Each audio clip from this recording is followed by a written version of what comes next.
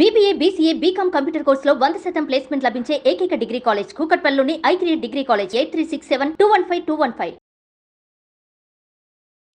చెప్పులు పోతే హ్మ్. దరిద్రం పోయింది అని అంటుంటారు. హ్మ్. అసలు చెప్పులకి దరిద్రానికి ఉన్న సంబంధం ఏంటండి? ఊరికే అంటారు. క్యాజువల్‌గా ఆ వచ్చిందేనా? చెప్పులు ఏ 4000 రూపాయలు అనుకో, అమ్మా! ఎంత గుండె కలుక్కుమంటుంది. మరి 10,000 రూపాయల చెప్పులు కూడా ఉంటున్నాయి ఇప్పుడు. యాక్చువల్‌గా ఏంటంటే, చెప్పు పోతే దరిద్రం పోతుంది అన్న మాట కాదది. హ్మ్. ఆ చెప్పుల్లో ప్రత్యేకం ఉన్నాయి. తోలు చెప్పులు. ఓకే. అంటే ఏం చేయాలి, లెదర్ చెప్పులు కనుక అయితే, మనకు పాదాలను అంటి పెట్టుకున్నప్పుడు ఆ లెదర్ తోలంటే ఇంకొక జీవిది. అవును. మన పాదాల్లో ఉండేటువంటి శని తాలూకు అవశేషాలు ఆ తోలుని ఆశ్రయిస్తాయి. ఆహా! తోలు చెప్పులు వేసుకునే వాళ్ళు ఎంతమంది? లెదర్ చెప్పులు వేసుకుంటున్నాం మనం అన్నీను. అసలు తోలు చెప్పులు తెలియని వారు కూడా ఉండుంటారు. ఉంటారు. కదరమ్మ ఎందుకంటే గారు. కాస్ట్లీ లెదర్ చెప్పులు అంటే పూర్వకాలం ఏం చేసేవాళ్ళు, చాలా కాలం క్రితము చెప్పులు కుట్టించుకోవాలి. అదొక ప్రత్యేకమైన పని. ఆ తోలు చెప్పులు కూడా ఆ ఊళ్ళలో ఏవైనా ఎడ్లో ఏవో చనిపోతే చెప్పులు చేసేవాళ్ళు. బోళ్ళంత శ్రమ, బోళ్ళంత సమయం. కొంతమందే చెప్పులు వేసుకునేవాళ్ళు. అందరూ చెప్పులు వేసుకోని కాలం కూడా ఒకటి అవునవును. ఉండేది. ఈ మధ్య సినిమాల్లో చూస్తున్నాను రమ్మగారు నేను ఈ విషయాన్ని. మీకు తెలియదు అసలు. ఆహా! చెప్పులు వేసుకోకూడదు అనే పద్ధతి ఉందని తెలీదు. పాతకాలంలో ఉండేది జయ. అప్పటికి ఏంటంటే ఏమో రకరకాల దౌష్ట్యాలను కొన్ని వర్గం వాళ్ళే వేసుకోవాలి అట్లా ఉండేది కదా? అదే ధనవంతులు, మోతుబర్లు వాళ్ళే వేసుకోవాలి. పనిచేసే పాటక జనం వేసుకోకూడదు. ఏమిటేమిటో పిచ్చపచ్చవన్నీ ఉండేవనుకో. మనుషుల్లో పద్ధతులు. సమానత్వాలు అవి లేవు లేను. అన్నాడు. అవును. అదొక కాలం అమ్మా. అవునవును. ఇప్పుడు దానికి ఎవరిని తప్పట్టలేము. ఆనాటి ఆలోచనలు ఇప్పుడు లేవు. ఆ తరం మనుషులు ఇప్పుడు లేరు. అలా ఉండేదట అనుకోవాలి అంతే మనం. టాలు తప్పిస్తే ఇంకేం లేవు. అన్నీ మారిపోలేదు. అవునవును. మారినాయి కదా. ఈ చెప్పులు కుట్టించేవాళ్ళు. ఆ! ఆ తోలు చెప్పు గనక మన చెప్పు ఎక్కడైనా పోతే మనకి ఉన్నటువంటి మనతో పాటు ఉండేటువంటి శని తాలూకు కొంత ప్రభావం తొలగిపోతుందని భావించేవాళ్ళు.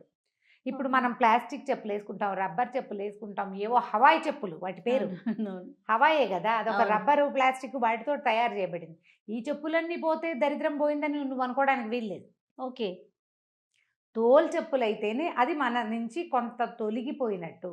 ఇది సాధారణంగా ఏం చేస్తామంటే మనం దేవాలయాలకు అవునండి. గుడి దగ్గరే పోతూ ఉంటాయి చెప్పులు. అవును. కొత్త చెప్పులు వేసుకుని గుడిలోకి వెళ్ళాం. ఎవరో వేసేసుకుంటారు. ఎవరైనా వేసుకెళ్ళిపోతారేమో అనిపిస్తుంది మనకి కదా. అప్పుడు ఏమంటాం మనం, భక్తి శివుడి మీద చిత్తం చెప్పుల మీద అంటాం. అదొక సామెత ఉంది కదా. అవును. ఎంతసేపు మనసు ఎవరైనా వేసుకెళ్ళిపోతారేమో అని కొంచెం దిగులు ఆలోచన ఉంటాయి కొంతమందికి. అలాంటివి పెట్టుకోవద్దు. ఒకవేళ నీ చెప్పులు పోయినా అవి దరిద్రం పోయినట్టని ఏదో ఒక క్యాజువల్ మాటగా అది చెప్తూ ఉండేవారు. ఇప్పుడు మనం మామూలుగా ఏం చేస్తారంటే చెప్పులు లైన్గా పెడతారా, చల్లగా మన పాత చెప్పులు వదిలేసి అక్కడ ఎవరైనా కొత్త చెప్పులు ఉంటే వేసుకెళ్ళిపోతుంటారు కొంతమంది. ఇప్పుడు ఈ స్టాండ్లు వచ్చినాయి, స్టాండ్లలో పెడతాం, దానికి ఏదో ఒక టోకెన్ ఇస్తారు. ఈ బిళ్ళలు ఉంటాయి కదా, ఎందుకు పోతాయి? అవును. పోవు. నావ చెప్పులు కూడా పోయినాయి మధురైలో. ఓకే. నాకు ఎప్పుడు అనుభవం లేదు, గుడి దగ్గర చెప్పులు పోవటం తెలియదు నాకు. మధురై మీనాక్షి అమ్మన్ టెంపుల్ బయట పోయినాయా? పోయినాయి చెప్పులు. నేను ఆ మధురైలో ఉన్న 2 రోజులు మా చెప్పులు వేసుకోలే. తిరిగి వచ్చేటప్పుడు కోయంబత్తూరు దగ్గరికి వచ్చాక కొనుక్కున్నాను చెప్పులు. మధురైలో ఒటికాళ్ళతో తిరగమంటుంది అమ్మ అని భావించాను నేను. అది ఒక దృష్టి కింద అనుకున్నారు. అలాగే అనుకున్నా, చెప్పులు వేసుకోవద్దు, ఇదే నీ పుట్టిల్లు, ఇది వరకు నువ్వు నీ కింద జన్మలో నీ ప్లేస్ ఇదే, చెప్పులు లేకుండా తిరగమంది. పోనీ కానీ ఈయన చాలా విసుక్కున్నారు, ఈ రోడ్లంతా తిరిగితే ఎలాగాని. అయినా సరే పర్వాలేదని. ఇప్పుడు చెప్పులకి ఇంపార్టెన్స్ ఇవ్వద్దు. ఓకే. ప్రధానమైన విషయం అది. మీవి లెదర్ చెప్పులు గనక అయితే అవి కొంతకాలం మీరు వాడికి కొత్త చెప్పులు పోతే దిగులేస్తుంది. అవి కొంతకాలం వాడిన తర్వాత ఎక్కడైనా పోతే మీరు ఇలా ఫీల్ అవ్వండి. ఓకే. తర్వాత మనము బట్టలు ఒకరివి ఒకరు వేసుకోకూడదు. వాళ్ళ ఫీలింగ్స్ బట్టల్లో ఉంటుందనుకుంటాం కదా! మరి చెప్పుల పరిస్థితి ఏంటండి? మన చెప్పులు ఎవరికైనా ఇవ్వొచ్చా? అంటే యూజ్డ్ చెప్పులు. యూజ్డ్ చెప్పులు. యూజ్డ్ చెప్పులు వేసుకున్నా కూడా తోలువైతే మంచిది కాదు. మామూలు చెప్పులు కూడా చూడు జయ, ఒక్కొక్క మనిషి ఒక్కొక్కలాగా నడుస్తారు. అందరి పాదాలు ఓ రకంగా ఉండవు. చెప్పులు అరుగుదల కూడా ఒక్కొక్కళ్ళకి లోపల సైడ్, ఇన్సైడ్ చివరి భాగంలో ఇక్కడ అరుగుతుంది. అవునవును. కదా, సైడ్స్ అరుగుతాయి. ఎందుకంటే వాళ్ళు పాదం ఇట్లా లోపలికి వేసి నడుస్తారు. కొంతమంది ఫ్లాట్ ఫుట్ వాళ్ళు ఉంటారు. అలాంటి వాళ్ళ చెప్పులు కనుక ఇంకోళ్ళు వేసుకుంటే కొంచెం డిస్కంఫర్ట్ ఉంటుంది, నడక హాయిగా ఉండదు. ఇతరుల చెప్పులు తీసుకునేటప్పుడు కూడా తోలు అయితే తీసుకోకండి. ఓకే. తీసుకోవద్దు. అయితే చెప్పులు దానం చేసే ఒక ప్రక్రియ ఉంటుంది. కొత్త చెప్పులు దానం చేస్తారు. ఓ దానం చేస్తారా రమ్మగారు? చెప్పులు దానం చేస్తారు. ఎండాకాలం చెప్పులు కొనిపెట్టచ్చు ఎవరికైనా. ఓకే. సమ్మర్లో పనిచేసే వాళ్ళు అదేలేండి, ఉంటారా, అదేలే. వీళ్ళకి చెప్పులు కొనిపెట్టచ్చు. అది చాలా మంచి చెప్పులు, గొడుగు అవన్నీ కూడా చాలా మంచివి. మనం అంటే స్నేహితుల దగ్గర వాళ్ళ దగ్గర చెప్పులు గిప్పులు కొనిపించుకోకూడదు. ఒకవేళ కొనిపించుకున్నా అవి లెదర్వి కాకుండా జాగ్రత్త పడాలి. ఓకే. లెదర్ ఎప్పుడు పనికిరాదు. వాళ్ళు మనం వేసుకోకూడదు, వాళ్ళతోటి కొనిపించుకోకూడదు. అదొక చిన్నతనం కదా. అవును, అవును. అవునా కదా. ఎందుకు వచ్చింది? ఇతరుల చెప్పులు వేసుకుంటే ఇప్పుడు పెద్దవాళ్ళ చెప్పులు వేసుకున్నట్టు పెద్ద చెప్పుల్లో కాళ్ళు పెట్టకూడదు అంటారు. ఇవి పురాతనమైన పద్ధతులు చేయాలి. ప్రధానమైనది ఓకే. అది. ఇప్పుడు పెద్దవాళ్ళు చాలా మహత్యం కలిగిన వారు చెప్పులు అక్కడ వదిలిపెట్టారు.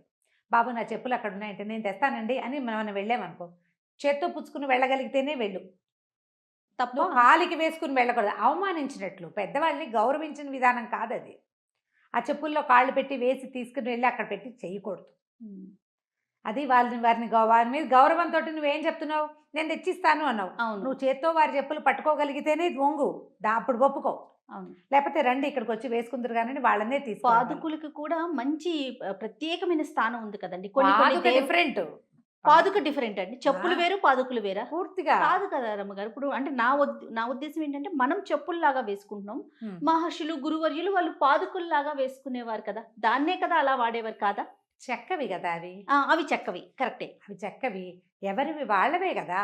ఆ, పైగా మనలాంటి వెసులుబాటైన ఇది కాదు కదా. అవి ఎవరైనా వేసుకుంటారా? వేసుకోలేము. అసలు వాటిని మనం నమస్కరిస్తాం కదా పాదుకల్ని. పాదుక అనేది మనం ఇందులోకి కలపకూడదు. అది పూర్తి ఎంటైర్లీ డిఫరెంట్ ఆధ్యాత్మిక విషయం అది. అంతే.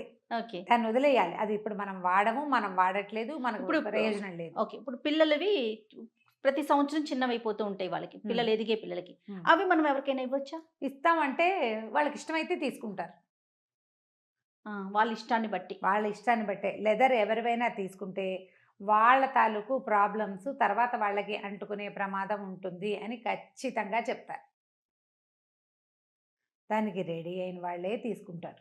కాదు రమ్మగారు, నేను ఎప్పుడు ఒక ప్రశ్న నాకు మెదులుతూ ఉంటుంది. ప్రాబ్లమ్సే వెళ్తాయా? వాళ్ళ తాలూకు మంచి ఉందనుకోండి, ఆ మంచి వెళ్ళదా? వాళ్ళకి వెళ్ళిపోదా? వెళ్ళచ్చు, వెళ్తుంది. పోనీ అలాగే అనుకుందాం. ఇప్పుడు పాదాలు కింద శరీరంలో చివరి భాగం. అవును. ఆ పాదాలే మన అన్ని చోట్లకి తీసుకెళ్తాయి. అవును. ఎక్కువగా పాదాలకి అంటుకునేందుకు అవకాశం ఉంది, జర్మ్స్ లాంటివి. అవి చెప్పులకి ట్రాన్స్ఫర్ అవుతాయి. అవును. ఇప్పుడు చెప్పుల ద్వారా మంచి ఎలా వస్తుందో చెప్పు నువ్వు. వీళ్ళ చెమట, వీళ్ళ ఇబ్బంది, వీళ్ళకి కాళ్ళకి ఏదైనా అలర్జీస్ ఉంటే అవి, వీళ్ళు వెళ్ళిన నానా రకాల దుమ్ములు, వీళ్ళ పాదాల గుర్తులు, వీళ్ళ బరువు తాలూకు ఎఫెక్ట్ అన్ని చెప్పుల్లోనే కదా ఉంటుంది. మనిషి తాలూకు మంచి వెళ్ళదా? ఎట్లా? అది పైన వేసుకున్న వస్తువు కాదు కదా. మనిషి తాలూకు పాదాల చివరి భాగం మీద ఉండి పూర్తిగా అన్ని మురికిలకి ఎక్స్పోజ్ అయ్యే విషయం కదా చెప్పు. ప్రతి మురికికి ఎక్స్పోజ్ అవుతుంది. దాంట్లోంచి మంచి ఏ రకంగా వస్తుంది? ఇప్పుడు మహానుభావులు అయితే వారి పాదుకలు, నువ్వు ఇందాక అడిగిన పాదుక, వారి పాదధూళితో పవిత్రమైనది కాబట్టి పాదుకని నమస్కారం చేస్తాం, పవిత్రంగా చూస్తాం. మళ్ళీ ఆ పాదుక ఎవరైనా వేసుకోవడానికి వీలు లేదు. అవునవును, వీలు లేదు కదా. అవునండి. కాబట్టి ఎవరి చెప్పులు దానం చేసేయాలి, ఎవరికైనా ఇవ్వాలి, వాళ్ళు లేదా వాళ్ళ చెప్పులు వీళ్ళు తీసుకోవాలి, ఇలాంటి ఊహలు చెయ్యొద్దు అసలు. ఓకే.